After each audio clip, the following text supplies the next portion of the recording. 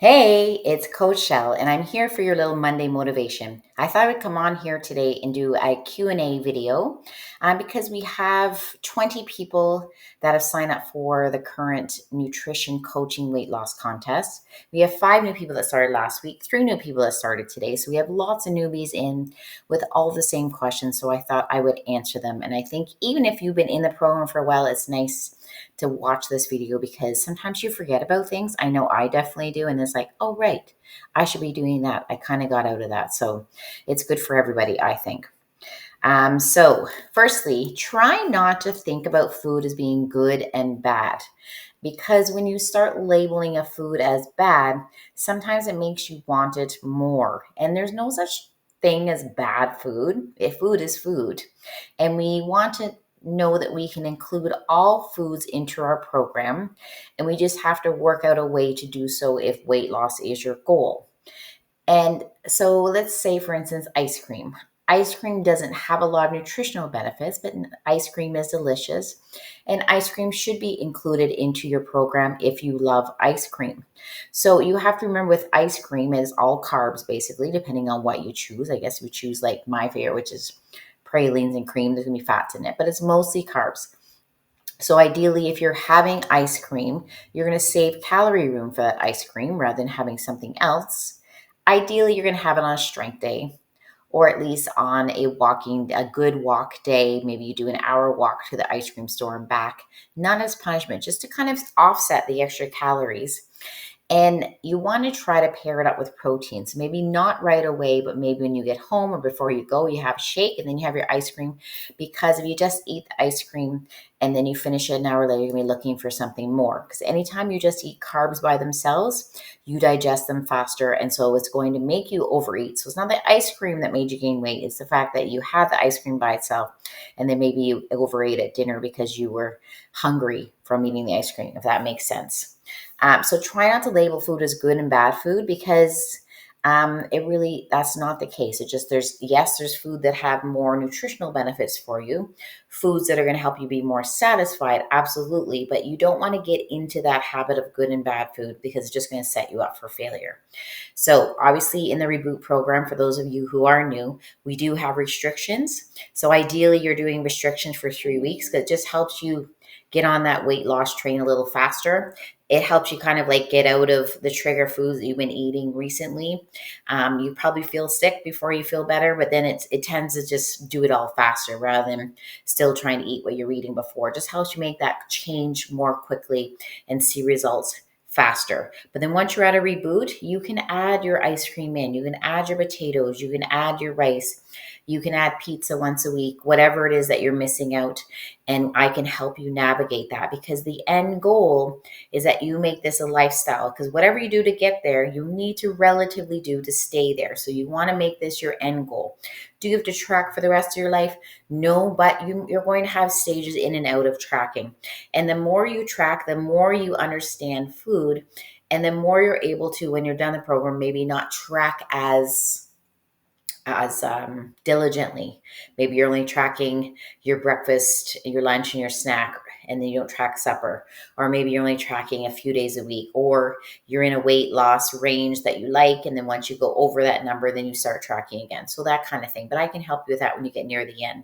But you can't do all this stuff, restrict for 8 weeks, 8 weeks, and then go back to what you're doing before and think you're going to keep your results. It's just not possible to do that, and which is why people fail all the time and have that yo-yo dieting cycle. So you have to slowly bring it back in after the Reboot program, and that will help you to not feel so restricted and help you to learn how to plan out evenings out, wine with the girls, ice cream shop stops, whatever it is that you're missing out on. You can add that into your program. We have an ice cream owner in this group, so hopefully she'll give us some discounts. Nudge, nudge, hint, hint. So preservatives. I want to talk about this because a lot of you are putting bread back in your program in stage 3. And I highly recommend, even though we don't have things such as bad food, I highly recommend that you're choosing bread that can go bad or wraps that can go bad. I have had wraps, even those low carb wraps that look really good because they're low carb, high fiber. I've had them sitting in my cupboard for like months on end. And if they can sit there for months on end without going bad, you know there's things in them that aren't great for you to eat and could cause gut issues. So if you are dying for bread and rice cakes and Rogies just don't cut it for you. Try to have bread that will go bad. So homemade bakery bread is good. Paris Bakery is awesome for that. Homemade bakery bread, um, bread that's in the store, that's in the freezer because you know it'll go bad. Those are the kinds of bread you should have, and you shouldn't be having bread or wraps or any of those once a day. I would say strength training day and a couple times a week, and just wait and see how your body feels after eating it and how your body responds after eating it. And then you can make a decision based on that. We really need to try and get out of bread. A lot of people are just eat bread because it's a habit. They have a sandwich at lunch, but it's not really because they need it. And or if you're going to have it open face. You do not need 2 slices of bread. Or burgers. I haven't had a burger on a bun in ages. Actually, I just lied about that because I had some when I was away down south. At home or out, I haven't had a burger on a bun in ages, but I definitely did when I was down south. That was just a big white lie on my part. Well, a big real lie. But try. You can get used to it. We just have a bum of the burger because that's habit for people. That's how they've marketed it. But you really don't need it. It's not going to make the burger taste. I don't think it's going to make the burger taste worse by having it over a salad or having on its own and keeping all the condiments. I think it's the burger and the condiments, but that might be just me. It's kind of like how I like the meat sauce over the pasta too. So that could be just me being a carnivore. But try it out and see, because you don't need the extra calories from white buns that really do nothing for you. Then what's the point of it? It's because white bread, white buns, white wraps, really they're just glorified sugar. So we really want to try and keep them out and add them in maybe once a week or twice a week, because we don't want to make food restrictive, like I just said. So that's also why I like Daryl's bars over other protein bars, is because you have to keep them in the fridge or they're going to go bad. Whereas you look at some of those bars that have been sitting on the grocery store shelf for months and months and months and months, they don't go bad. So there's stuff in them that is going to perhaps cause you digestive issues. Weighing in. I know some of you hate weighing in. Remember, you're weighing in for me and me only. I try to not always celebrate every win with the weigh-in, because then if it's not going the way it is, then it's hard. But I do understand. I am a woman. I do get it. That is exciting when the weight goes down. So I do try to celebrate a little bit. But if the weight's not going down, just think of it as we have to figure out why. So you have to become a detective. If you're doing everything consistently, if you're drinking your water, hitting your nutrition targets, getting your step count in, moving your body intentionally at the gym or at a home gym, and things aren't moving like they should in a realistic way, 1 to 2 pounds a week, we have to figure out why. We have to figure out what's going on. Is there a hormone issue? Is there a tracking issue? Just maybe you're picking the wrong entries. Are you not measuring out your food, which is my next one? Are you tracking at the end of the day and then therefore not very accurate because you forget half the stuff that you ate or didn't eat? We have to look at all of those things. And if you're not being consistent or you're not tracking accurately, either on paper or online, those are the things we need to fix. So we just need to look at that. And that's a true tell with your weight. That something needs to change. And so don't take it as like, oh my God, it's just me. No, there's something about you we have to fix. So for me, it's just a way to see that scale. And if the scale isn't moving and you're doing everything right, I'm going to be asking you more questions, because I'm not saying that you're a big liar, pants on fire, and not tracking properly. I'm just trying to figure out why the scale isn't moving and what do we need to do? What little change do we need to make? So if you're only giving me a weigh-in once a week, that's really hard. And you might have given me a weigh-in on a Sunday after you're out Friday night and maybe Saturday, or out Saturday night. And so there's not really a true weigh-in of the week, because say you were perfectly consistent Monday to Friday, and then Friday night you went out with the girls, and Saturday you had a couple glasses of wine. Well, Sunday, of course, your weigh-in's going to be a little bit different than it was on Friday.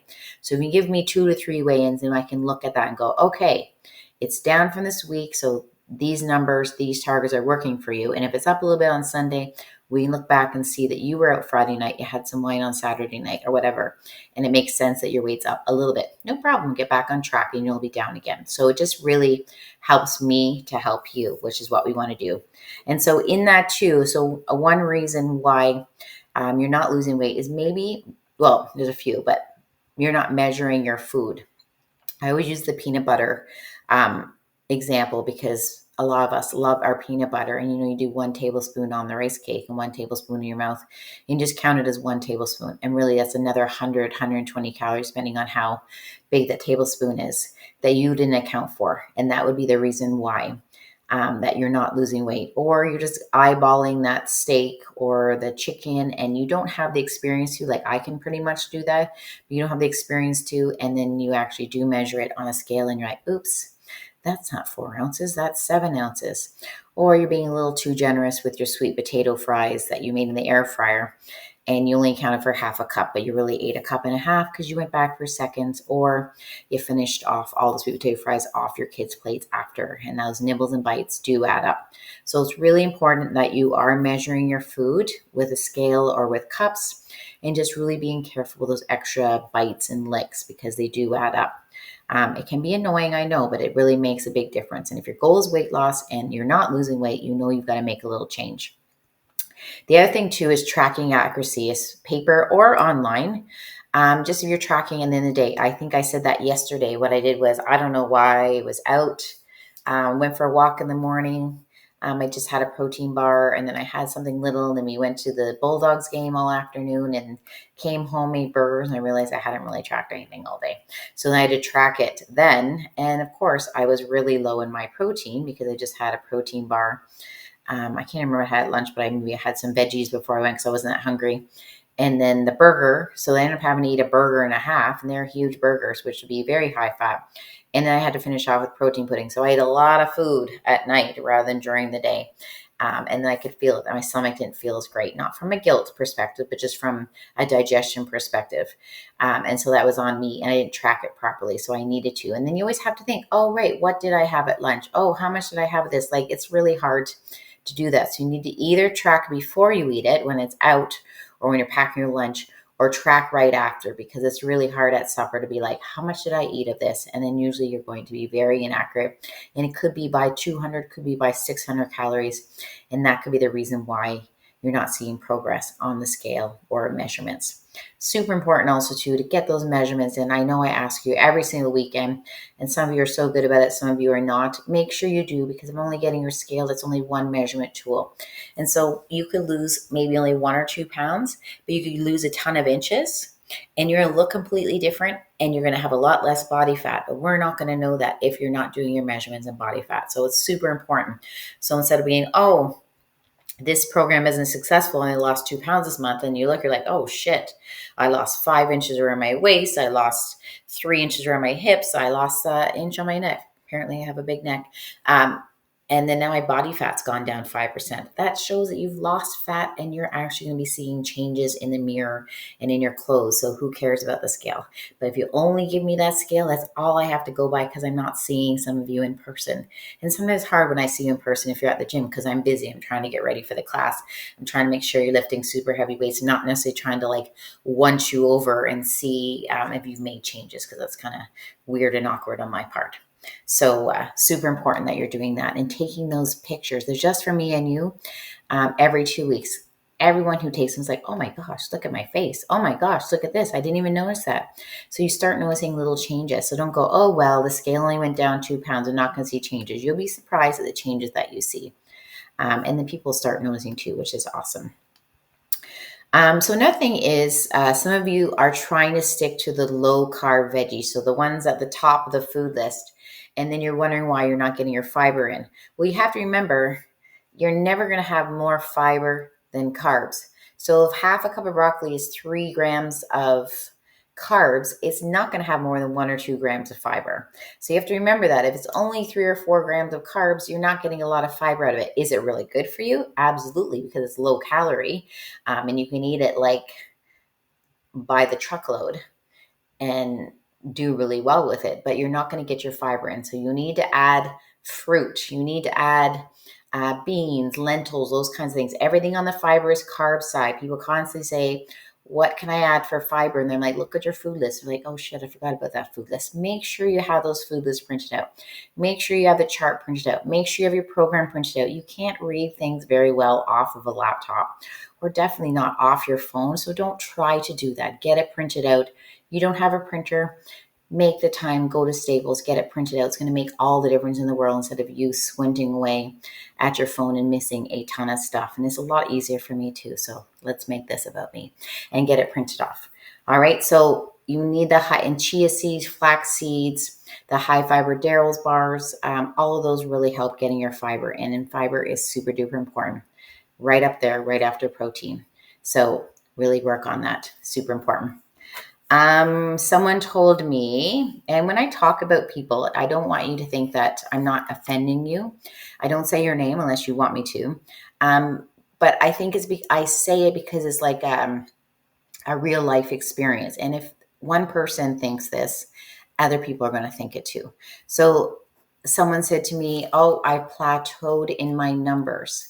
So, I mean, plateaus are real and plateaus do happen, but a plateau happens only after 2 weeks of being in the same number range, but hitting your targets consistently. So when I look back, the great thing about Trainer FU, I can look back over the week.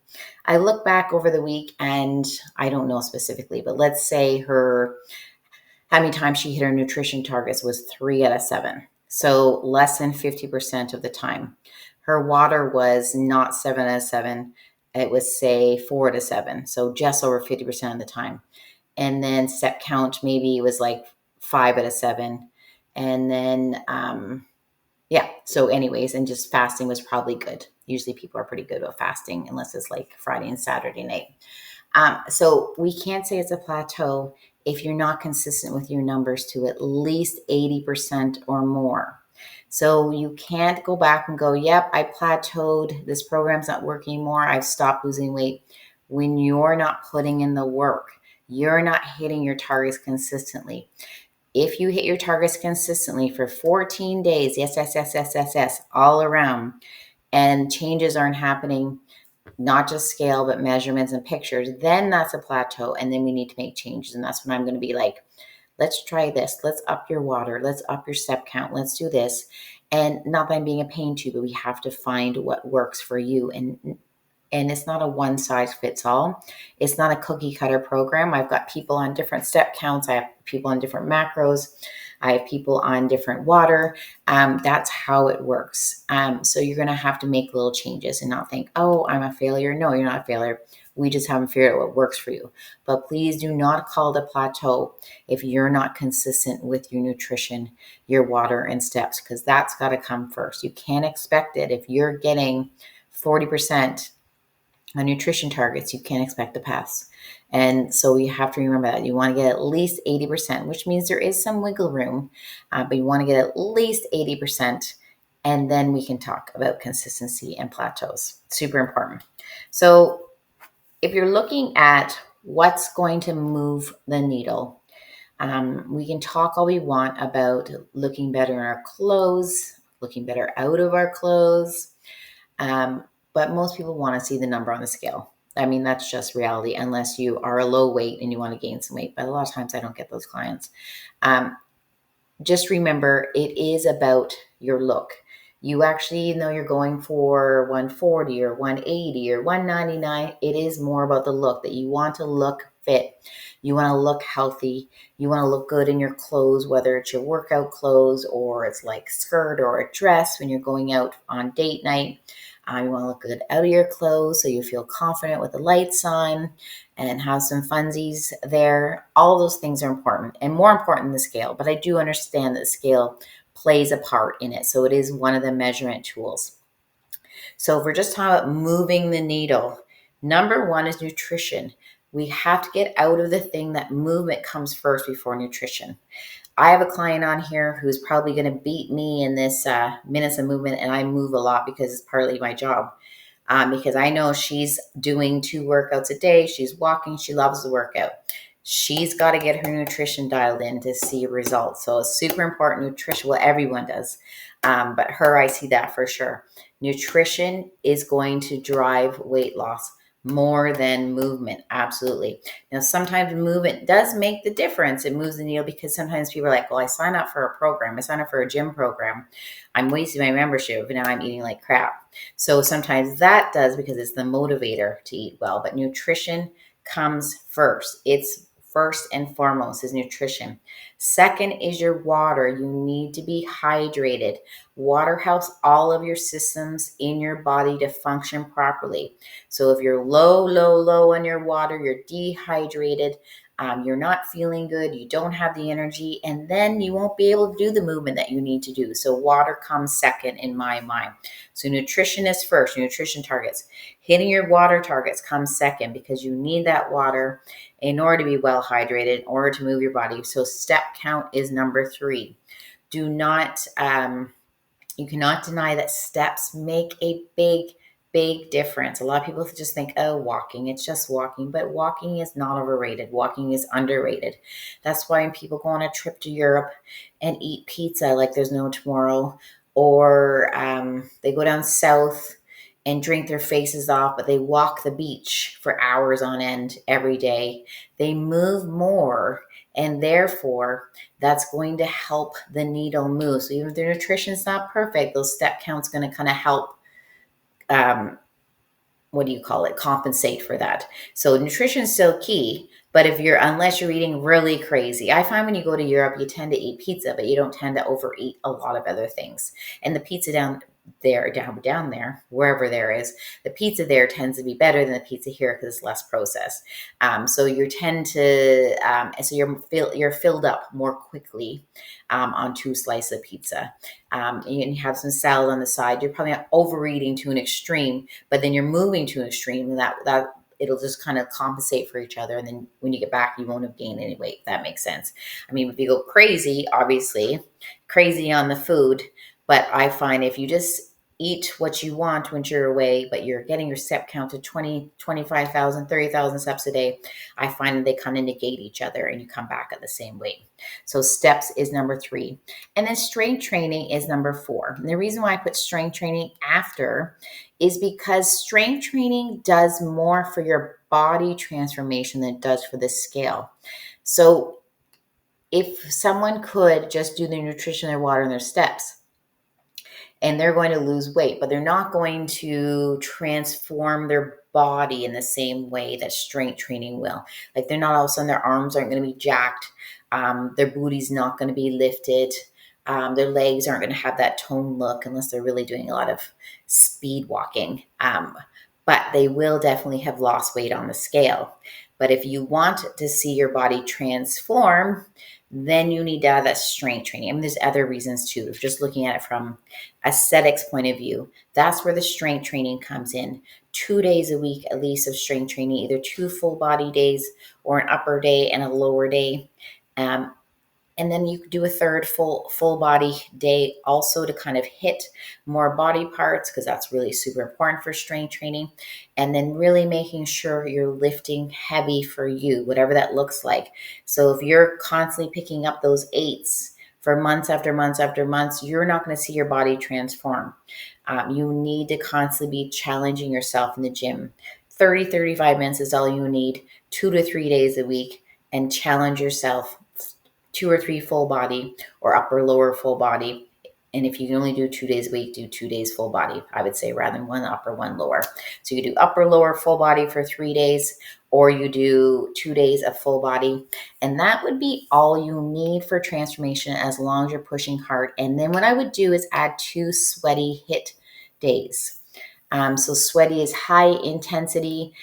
So it gets you sweaty. Strength training doesn't always get you sweaty because you're just pushing with the muscle groups and you're pushing on your reps and things like that. So you don't always get sweaty.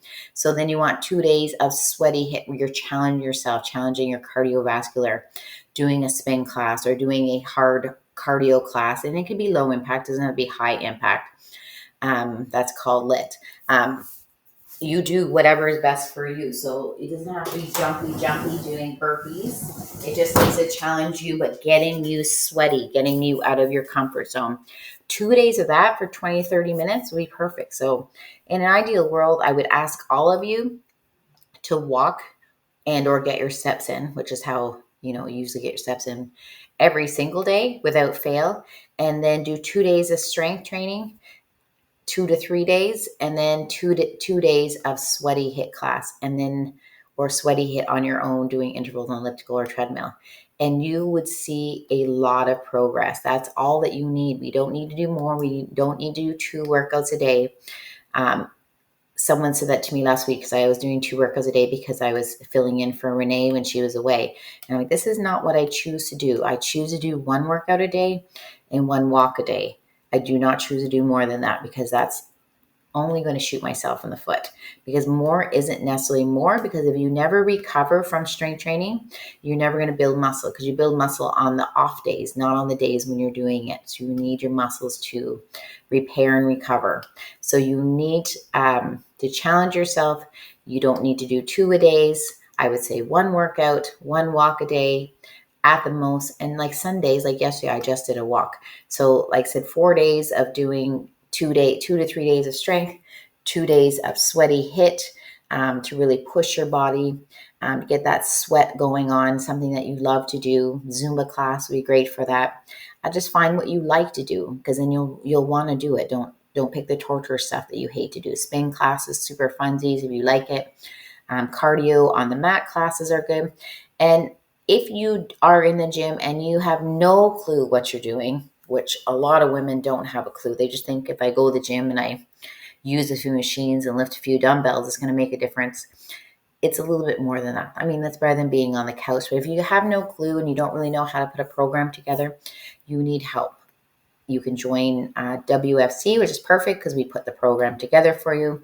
You can get yourself a personal trainer. You can follow something online, but I would really do that to make sure you're hitting all the muscle groups the way that you should, and not just going in, doing a bunch of things and going out, because random exercising will lead to random results. So that's super duper important. So to recap for today, you want to include not just low carb veggies, you want higher carb veggies to get your fiber in, because the lower the carbs, the lower the fiber, because it can only have so much fiber for the carbs. You may need to measure your food if you're not seeing the results that you want. Being more careful about your licks and bites. You track better in terms of accuracy and not pick random entries. If you do a recipe, you want to put that recipe in the importer for either Lose It or MyFitnessPal, or you want to list it all out, then save it as a recipe rather than just picking someone's random shepherd's pie, because you have no clue what they put in their shepherd's pie. Weighing in more often, 2 to 3 times a week minimum. Measuring yourself every week without fail, without me having to remind you. Taking a selfie picture every other week is good, and noticing differences and being proud. Not trying to label food as good and bad food. There's good food and better food. Everything has its place. It's called flexible dieting for a reason, and why you're tracking online or you're tracking in the book and you have to go by your carbs, protein, and fats. You can be a little more flexible with that. Realizing it's not a plateau if you're not being consistent with your targets. And then and then nutrition comes first, water second, steps third, strength training fourth, if you're trying to move the needle on the scale. And be careful not to let the scale be your coach. I'm your coach, not the scale. So if your scale is up, don't play what they call it, I don't know, scale Tetris, and then try to eat less the next day. If your scale is down, don't reward yourself with a donut because the scale's down, and then be back up again. Just take the scale for what it is. One measurement tool out of 3, the 3 being measurements and body fat, which is considered 1, pictures, and don't change your day based on the scale number that you see. Don't eat less because you see, don't eat more because you see it lower, but do use it as a measurement tool. And do notice that every time I eat bread, my scale is up, or every time I eat beans, my scale is up. Every time I have lean ground beef, my scale is up, because that might tell you that there's certain foods, even though they're good for you, they're not good for you, and get inflammation and bloating and whatever after eating certain foods and feeling like you're up on the scale, then we can look at that and think, okay, let's eliminate that food and then see how you feel after. And it could just simply be that just because it's good for everyone in the world doesn't mean it's good for you. We all have differences in what we tolerate and don't tolerate. And so the scale does help you to see that and just keep it in its place. It doesn't, it shouldn't make or break whether you're having a good day or not. It's a scale, it's a number. It does not define who you are. It does not define your worth. You are so much more than that number on the scale. Have a great day, everybody, and let's do this.